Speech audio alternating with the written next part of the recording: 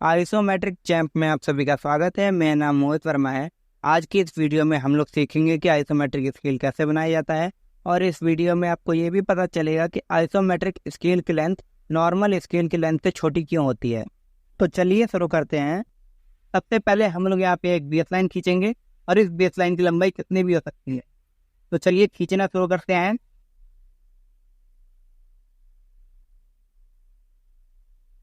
ये लाइन खींच ली हमने। अब हम डी को इसके लास्ट पॉइंट पे रखेंगे और यहाँ से 3 एंगल लेंगे। पहला एंगल लेंगे हम लोग 90 डिग्री का, दूसरा एंगल लेंगे हम लोग 45 डिग्री का, और तीसरा एंगल लेंगे हम लोग 30 डिग्री का। ये तीनों एंगल ले लिया हमने। तो दोस्तों, इस बात का ध्यान देना कि ये जो 90 डिग्री का एंगल है, इसको हमको ज़्यादा डार्क नहीं करना है, इसको हमको हल्का ही बनाना है।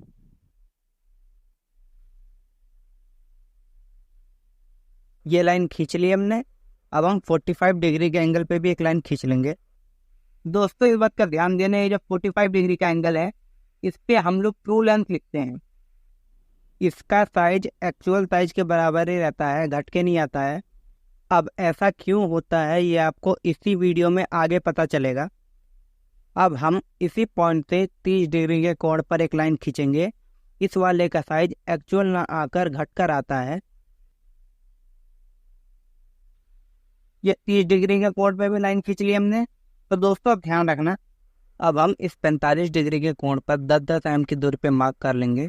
ये आप स्केल से भी कर सकते हैं या फिर इसे आप प्रकार की मदद से भी कर सकते हैं।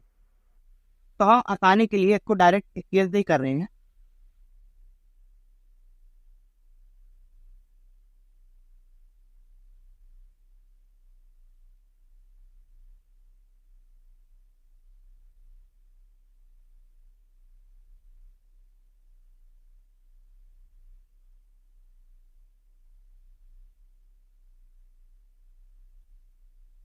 तो दोस्तों, जैसा कि आप लोग देख सकते हैं, हमने यहाँ पे 10 पॉइंट्स लगा दिए हैं। अब हम इन पॉइंट्स को इनके नाम दे देते हैं।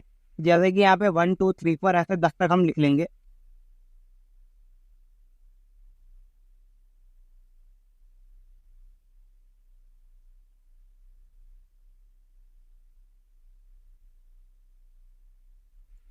तो दोस्तों, ध्यान से देखना, हमने ये वाली लाइन इसलिए खींची थी ताकि इसी लाइन के पैरेलल ये सारे पॉइंट्स से लाइन आए। तो अब हम इसी लाइन के पैरेलल स्केल को इस पॉइंट तक लेके आएंगे और यहाँ से भी एक लाइन खींचेंगे और वो हमें यहीं तक खींचनी है।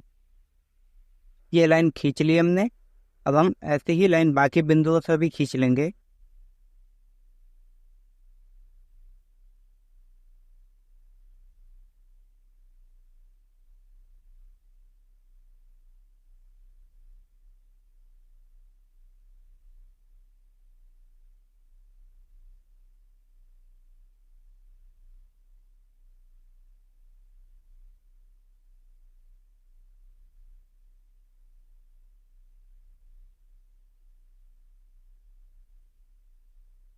तो दोस्तों, ये हमको मिल गई है आइसोमेट्रिक लाइन।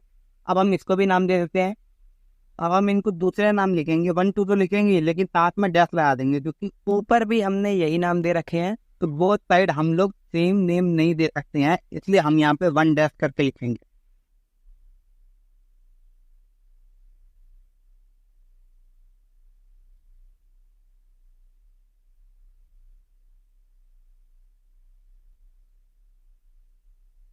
तो दोस्तों, ये हमारा आइसोमेट्रिक स्केल बनकर तैयार हो चुका है। अब बारी आती है इस बात की कि आइसोमेट्रिक स्केल की लेंथ कम क्यों होती है।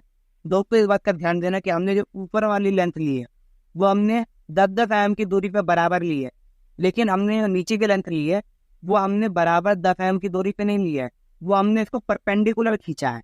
अब इसकी दूरी कितनी होती है? इसकी दूरी नॉर्मली 8.16 mm आती है। किसी किसी किताब में इसकी दूरी 8.15 mm भी दी हुई है।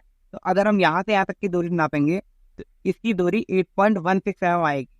तो चलिए, अब हम इसको प्रैक्टिकली देखते हैं कि ये देखने में कैसा दिखेगा अगर हम लोग ऊपर एक्चुअल लेंथ लिखते हैं और नीचे आइसोमेट्रिक लेंथ लिखते हैं। तो दोस्तों, ये डायग्राम आपको कुछ इस तरीके का दिखेगा अगर हम इसके बोथ साइड डायमेंशनिंग करते हैं तो। पर अगर हम लोग खाली इसमें एक सिंगल साइड डायमेंशनिंग करते हैं तो ये वाला डायग्राम कुछ इस तरीके का दिखेगा। दोस्तों, अगर आप लोग नोटिस करेंगे तो आप पाएंगे कि मैंने इसमें बेस लाइन नहीं खींची है। ऐसा इसलिए है क्योंकि अगर मैं इसमें बेस लाइन खींचता तो ये डायग्राम कुछ इस तरीके का दिखता। आप देख सकते हैं इसमें इसकी डायमेंशनिंग साफ साफ नहीं दिख रही है। यही कारण है कि मैंने इस वाले स्केल में बेस लाइन नहीं खींची है। आपको समझने में ज़्यादा दिक्कत ना आए इसलिए मैंने इन दोनों डायग्राम्स को एक साथ लगा दिया है। आप चाहें तो इसका एक स्क्रीनशॉट भी ले सकते हैं। उम्मीद करता हूँ कि इन दोनों डायग्राम्स को देखने के बाद आपके सारे डाउट्स क्लियर हो गए होंगे। मगर अगर आपको अभी भी इस टॉपिक में कोई डाउट है तो आप हमें कमेंट बॉक्स में कमेंट कर सकते हैं। तो मिलते हैं अब आपसे अगली वीडियो में, तब तक के लिए धन्यवाद।